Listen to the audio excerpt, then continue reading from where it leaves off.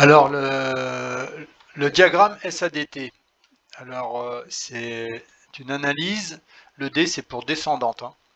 Donc en fait, parce qu'on va aller, on va rentrer dans le système de façon de plus en plus précise. Alors on va voir, il y a différents niveaux, hein.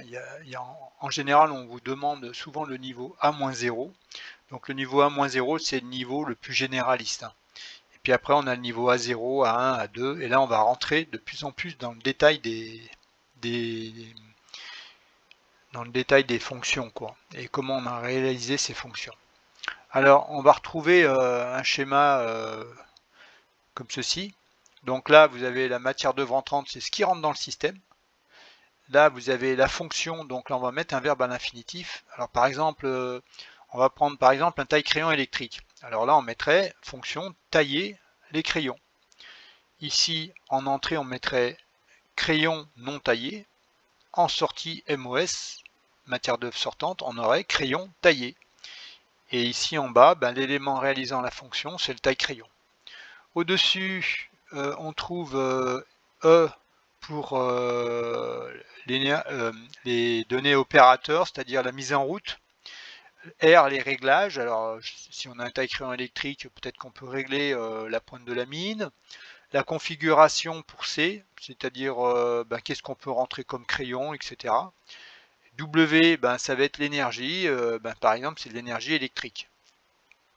Alors s'il était manuel, ce serait l'énergie manuelle. Voilà. Ici on a des sorties annexes aussi, ben, par exemple quand on taille un taille-crayon, on va avoir donc, on a vu la MOS, ça va être la mine taillée, mais on aura aussi des copeaux de bois. Les copeaux de bois, c'est pas quelque chose qu'on a souhaité, mais on peut pas l'exclure, on peut pas y éviter. Donc ça fait partie des sorties annexes. Donc voilà. Euh, Qu'est-ce qu'on peut dire d'autre? Vous retrouvez ici les différentes choses que je vous ai indiquées, hein. Matière d'œuvre entrante, matière d'œuvre sortante, la fonction. Autre chose qui est intéressant, c'est la valeur ajoutée.